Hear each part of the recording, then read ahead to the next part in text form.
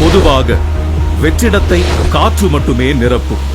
அதுபோலவே அரசியல் வெளியில் ஏற்படும் வெற்றிடத்தை காத்திரமான தலைவன் மட்டுமே நிரப்புவார். அரசியல் உலகின் அறமும் அதுதான், தவமும் அதுதான், வரமும் அதுதான். தமிழக அரசியலில் மக்களுக்கு கவசமாக இருந்த மாபெரும் ஆளுமைகள் மறைந்த பின்னர் தமிழக அரசியல் களத்தில் ஒரு பெரும் வெற்றிடம் ஏற்பட்டது. அதை நிரப்ப வேண்டிய அவசியமும் அத்தியாவசியமும் உருவானது. காலம் தன் தேவையை தானே நிறைவேற்றிக் கொள்ளும். அந்த அடிப்படையில் ஓர் அரசியல் தேவை ஏற்படும் போதுதான் மாபெரும் அரசியல் இயக்கம் தோன்றும். அப்படி தமிழக அரசியல் களத்தின் தேவைக்காக உதித்த இயக்கம்தான் தமிழக வெற்றி கழகம். இந்த இயக்கத்தின் காத்திரம் மிக்க, வசீகரம் மிக்க, ஆளுமை மிக்க தலைமைதான் நம் வெற்றி தலைவர் விஜய் அவர்கள். கட்சியின் அமைப்பு, தலைமை கழக நிர்வாகிகள் மற்றும் செயற்குழு உறுப்பினர்கள் 110 பேருடன் ஆலோசனை கூட்டம் நடத்தப்பட்டு அதற்கான அறிவிப்பு வெளியிடப்பட்ட அந்த நாள்தான் 2024ஆம் ஆண்டு பிப்ரவரி மாதம் 2ஆம் தேதி. அன்றே இந்திய தேர்தல் ஆணையத்திலும் அரசியல் கட்சி பதிவுக்காக விண்ணப்பிக்கப்பட்டது. தலைவர், பொதுச் செயலாளர், பொருளாளர், தலைமை நிலைய செயலாளர் மற்றும் கொள்கை பரப்பு துணை செயலாளர் என தலைமை கழகத்தின் முக்கிய நிர்வாகிகளை அறிவித்தார் நம் வெற்றி தலைவர். பாண்டிச்சேரியில் பாலியல் வன்முறைக்கு ஆளான பெண்ணுக்காக ஓங்கி குரல் கொடுத்த கண்டன அறிக்கைதான் தலைவரின் முதல் அரசியல் அறிக்கை. பெண்களுக்கான முக்கியத்துவத்தை கழகத்தின் தன் இயல்பாகவே ஆக்கினார் நம் வெற்றி தலைவர். கட்சிக்கான உறுப்பினர் சேர்க்கை அணிக்கு கட்சியின் பெண் தோழர் ஒருவரையே பொறுப்பாளராக அறிவித்ததே அதற்கு சாட்சி. கட்சியில் உறுப்பினராக சேர்வதற்கு வாக்காளர் அடையாள அட்டை எண்ணும் ஆதார் எண்ணும் கட்டாயம் என்று அறிவிக்கப்பட்டது. உறுப்பினர் சேர்க்கைக்கென தனி செயலி ஒன்று மகளிர் தினத்தன்று அறிமுகப்படுத்தப்பட்டது. தனி செயலில் அறிவிக்கப்பட்ட சில மணி நேரங்களிலேயே கட்சியின் உறுப்பினர்களின் எண்ணிக்கை பல லட்சங்களாக உயர்ந்தது. கழக உறுப்பினர்கள் பட்டியலில் இளைஞர்களும் இளம் பெண்களும் குடும்ப தலைவிகளுமே பெரும் பங்கு வகிக்க தொடங்கினர். இஸ்லாமிய சகோதரர்களுக்கு எதிரான ஒன்றிய அரசின் குடியுரிமை திருத்த சட்டத்தை கடுமையாக எதிர்த்து அறிக்கை வெளியிடப்பட்டது. சக மனிதர்களுக்கான பாதுகாப்பை உறுதி செய்யும் அரசியல் கட்சியே தமிழக வெற்றி கழகம். 2024ஆம் ஆண்டு பாராளுமன்ற தேர்தலில் வாக்களிப்பதற்காகவே ரஷ்யாவில் நடந்த படப்பிடிப்பில் இருந்து தாய்மண் தமிழகத்திற்கு பறந்து வந்தார் நம் தலைவர். அரசியல் நாகரிகம் போற்றும் நம் வெற்றி தலைவர் 2024ஆம் ஆண்டு பாராளுமன்ற தேர்தலில் வெற்றி பெற்ற அனைத்து கட்சி எம்பிக்களுக்கும் வாழ்த்து தெரிவித்தார். அரசியல் கட்சிகளாக அங்கீகாரம் பெற்ற விடுதலை சிறுத்தைகள் கட்சிக்கும் நாம் தமிழர் கட்சிக்கும் தன் மனப்பூர்வமான வாழ்த்துக்களை தெரிவித்தார். ஆளும் திமுக அரசின் அலட்சியமான நிர்வாகத்தால் கள்ளக்குறிச்சி பகுதிகளில் பெருக்கெடுத்து ஓடிய கள்ளச்சாராயம் எண்ணற்ற மனித உயிர்களை காவு வாங்கியது. அதை கண்டு மனம் பொறுக்காமல் உயிரிழந்தவர்களின் குடும்பத்தினரையும் உயிருக்கு போராடியவர்களையும் கள்ளக்குறிச்சி மருத்துவமனைக்கே நேரில் சென்று பார்த்து ஆறுதல் கூறினார் நம் வெற்றி தலைவர். கேடில் விழுச்செல்வமான கல்வியே கேடில்லாத சமுதாயம் உருவாக்கும்.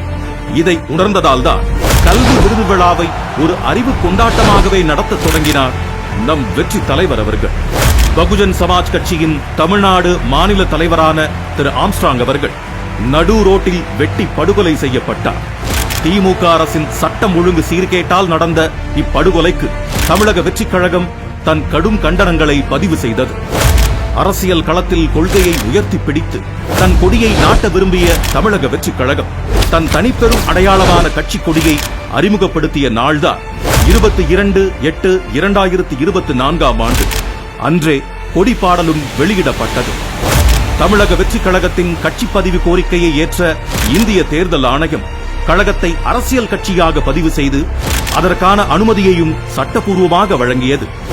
தந்தை பெரியாரின் பிறந்த நாள் அன்று சிங்கத்தின் குகைக்கே சென்று சிறப்பு செய்தது போல தந்தை பெரியார் உலவிய பெரியார் திடலுக்கே சென்று மலர் மரியாதை செய்தார் நம் தமிழக வெற்றி கழக தலைவர். கட்சியின் கொள்கைகளை, செயல் திட்டங்களை அறிவிக்க கட்சியின் முதல் மாநில மாநாட்டை விழுப்புரம் மாவட்டம் விக்கிரவாண்டி அருகில் உள்ள வி சாலையில் நடத்த முடிவெடுத்தார் நம் தலைவர். அந்த மாநாட்டிற்கு வெற்றி கொள்கை திருவிழா என்றும் பெயர் சூட்டினார். அதற்கான அறிவிப்பையும் வெளியிட்டார். மாநாட்டு பணிகளுக்கான கால்கோள் விழாவே ஒரு மண்டல மாநாடு போலவே இருந்ததை கண்டு ஊடகங்களும் அரசியல் கட்சிகளும் வியந்தன. சென்னை மெரினாவில் நடந்த இந்திய விமானப்படை சாகச நிகழ்ச்சியில் அடிப்படை வசதிகளையும் பாதுகாப்பு முன்னேற்பாடுகளையும் கூட செய்யாமல் அலட்சியம் காட்டியது தற்போதைய ஆளும் அரசு. அதனால் பல மனித உயிர்கள் பலியாகின. அந்நிகழ்வின் போது உயிரிழந்தோருக்கு ஆறுதலையும் அரசுக்கு கடும் கண்டனங்களையும் கழக தலைவர் தெரிவித்தார். மாநாட்டு திடல் பணிகள் நடக்கும் வேளையில் கழக மாநாட்டிற்கு தொண்டர்களை அழைப்பதற்காக அறிஞர் அண்ணாவின் கடித முறையை கையில் எடுத்தார் நம் வெற்றி தலைவர். அவர் எழுதிய 3 கடிதங்களும் அரசியல் அரங்கில் விவாதங்களையும் தொடங்கி வைத்தன. மாநாட்டில் கழகத்தின் கொள்கை தலைவர்களை அரசியல் உலகமே அதிர அறிவித்தார் நம் வெற்றி தலைவர். கொள்கைகளையும் செயல் திட்டங்களையும் கட்சியின் தோழர்களை வைத்தே அறிவிக்க வைத்தார்.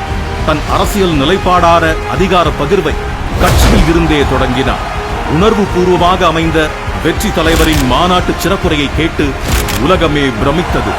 மாநாட்டுக்கு பிறகான மாதங்களிலும் அந்த பேச்சே பேசு பொருளாகவும் பெரும் விவாத பொருளாகவும் இருந்தது. மாநாட்டின் பிரம்மாண்ட வெற்றிக்கு நன்றி தெரிவித்து 4வது கடிதத்தையும் எழுதினார் நம் கழக தலைவர். தேசியத்தையும் தெய்வீகத்தையும் போற்றிய மாபெரும் தலைவரான ஐயா பசும்பொன் முத்துராமலிங்க தேவரின் குரு பூஜை நாளன்று அவரது உருவப்படத்திற்கு மலர் தூவி மரியாதை செலுத்தினார் நம் வெற்றி தலைவர். மாநாட்டு திடலில் திரண்டிருந்த கட்டுக்கடங்காத மக்கள் வெள்ளத்திற்கு அணை போட இயலாத சூழலில் மக்களின் பாதுகாப்பு கருதி தீர்மானங்கள் நிறைவேற்ற இயலாத சூழல் உருவானது. அதனால் மாநாட்டு தீர்மானங்களை நிறைவேற்றுவதற்காகவே கழகத்தின் செயற்குழு கூட்டம் நடத்தப்பட்டு அதில் 26 தீர்மானங்கள் நிறைவேற்றப்பட்டன. கிண்டி அரசு மருத்துவமனையில் பணிபுரிந்த மருத்துவர் தாக்கப்பட்டதற்கு தமிழக வெற்றிக் கழகம் தன் கண்டனத்தை பதிவு செய்தது. திருவண்ணாமலை பகுதியில் நிலச்சரிவின் போது நடந்த உயிரிழப்புகளுக்கு தன் இரங்கலையும் வருத்தத்தையும் பதிவு செய்தது தமிழக வெற்றிக் கழகம். அரசின் பேரிடர் முன்னேற்பாடுகளில் இருந்த தொய்வை சுட்டிக்காட்டியதோடு குட்டியும் காட்டியது. தமிழக வெற்றிக் கழகத்தின் கொள்கை தலைவர்களில் ஒருவரான அண்ணல் அம்பேத்கர் பற்றிய எல்லோருக்குமான தலைவர் அம்பேத்கர் நூல் வெளியீட்டு விழாவை விகடன் குழுமம் நடத்தியது. விழாவில் நூலை வெளியிட்டு பேசினார் நம் வெற்றி தலைவர். எப்போதும் போல அவரது இந்த பேச்சும் விவாதங்களை எழுப்பியது. கழகத்தின் கொள்கை தலைவர்களில் ஒருவரான அண்ணல் அம்பேத்கரை ஒன்றிய அமைச்சர் அமித்ஷா அவர்கள் அவமதிக்கும் வகையில் பேசியதற்காக கழக தலைவர் தன் கடும் கண்டனங்களை வெளியிட்டார். நம் கழகத்தின் கொள்கை தலைவர்களான தந்தை பெரியார், வீரமங்கை வேலு நாச்சியார் ஆகியோரின் நிறைவு தினத்தில் அவர்களுக்கு மலர் மரியாதை செலுத்தப்பட்டது. அண்ணா பல்கலைக்கழக மாணவிக்கு நேர்ந்த பாலியல் வன்கொடுமைக்கு தமிழக வெற்றிக் கழகம் தன் கண்டனங்களை தெரிவித்தது. பெண்கள் பாதுகாப்பில் அலட்சியமாக இருக்கும் ஆளும் திமுக அரசை மிக கடுமையாக எச்சரிக்கையும் செய்தது. பெண் குழந்தைகள் மற்றும் பெண்களுக்கான பாதுகாப்பை வலியுறுத்த நம் வெற்றி தலைவரின் கையால் எழுதப்பட்ட கடிதம் ஒன்று தமிழகமெங்கும் பொதுமக்களிடமும் பெண்களிடமும் விநியோகிக்கப்பட்டது. அது ஏதோ மாபெரும் கொடும் குற்றம் என்பது போல நினைத்து ஆளும் திமுக அரசு நம் கழக தோழர்களை சென்னையில் கைது செய்தது. மாநில தன்னாட்சி உரிமையில் மாறாத நிலைப்பாடு கொண்ட நம் கழகம் ஆளுநர் பதவியை அறவே எதிர்க்கிறது. இருந்தும் அரசியல் சாசனப்படி நியமிக்கப்பட்ட ஆளுநர் ஒருவர் தமிழகத்தில் இருப்பதால் அவரே பல்கலைக்கழகங்களின் வேந்தரும் என்பதால் அண்ணா பல்கலைக்கழக மாணவிக்கு நேர்ந்த பாலியல் வன்கொடுமைக்கு நியாயம் கேட்டும் பெண்கள் பாதுகாப்பை தமிழ்நாட்டில் உறுதி செய்ய வேண்டி தற்போதைய தமிழக அரசை வற்புறுத்த கோரியும் ஆளுநரிடம் மனு அளிக்கப்பட்டது.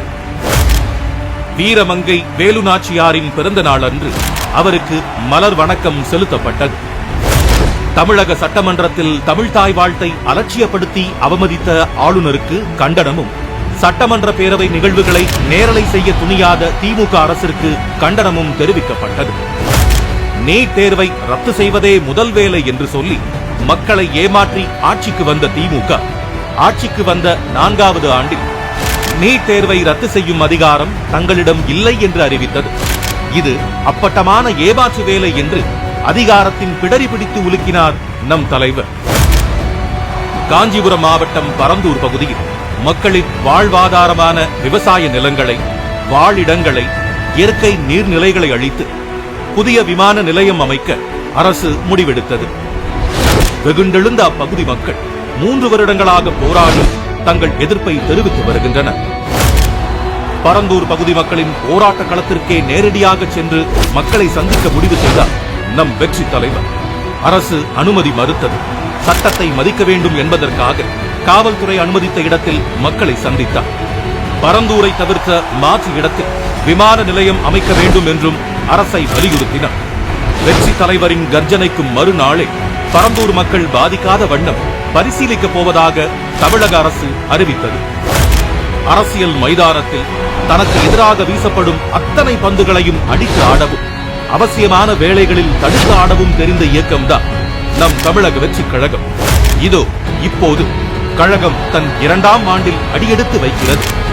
2026ஆம் ஆண்டு சட்டமன்ற தேர்தலை இலக்காக கொண்டு களமாட தொடங்கியிருக்கும் தமிழக வெற்றி கழகம் அரசியல் வானில் நிரந்தரமாக ஒளிரும், தன் நேர்மையாலும் மிளிரும். இனி வரும் ஆண்டுகளிலும் நம் வெற்றி தலைவர் வழியில் செல்வோம், வெற்றி வாகை சூடுவோம். உங்க மகன், உங்க அண்ணன், உங்க தம்பி, உங்க தோழன், உங்க விஜய் களத்துக்கு வந்துட்டா. ஒவ்வொரு வீட்டில் இருக்கிற ஒரு மகனா, அண்ணனா, தம்பியா, தோழனா, உங்கள ஒருத்தனா, உறவா, நட்பா நான் வரேன். புதுமையாய் நாம் செய்வோம்.